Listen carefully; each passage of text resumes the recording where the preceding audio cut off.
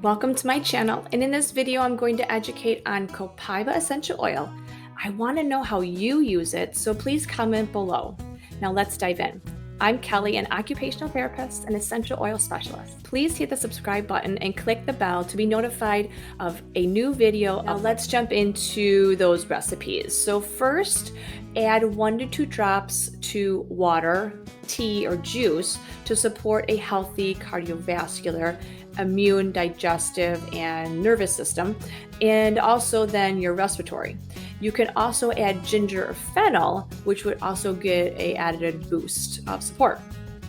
The second way is to apply topically, combined with a carrier oil or maybe even your facial moisturizer to help keep your skin clean, clear, help reduce any blemishes that may have accumulated. Now, the third way is to combine 1 to 2 drops with a small amount of water and swish it around in your mouth to freshen your breath and to also promote cleanliness.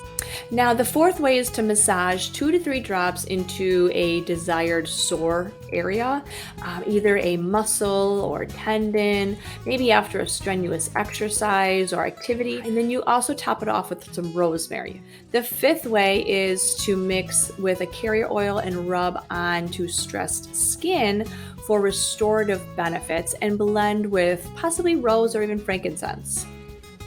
Sixth way is to place 1 to 2 drops of Copaiba underneath your tongue to encourage a general sense of well-being during periods of overwhelms and nervousness.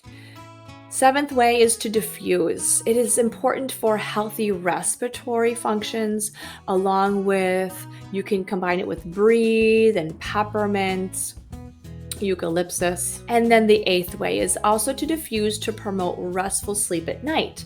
I would combine cedar wood or another wood oil of your choice to blend. Thank you for making it to the end of this video. The next steps would be to download my metabolic recipes, sign up for a private essential oil made easy class, and if you found this to be helpful, please give it a thumbs up, and I'll see you in the next video.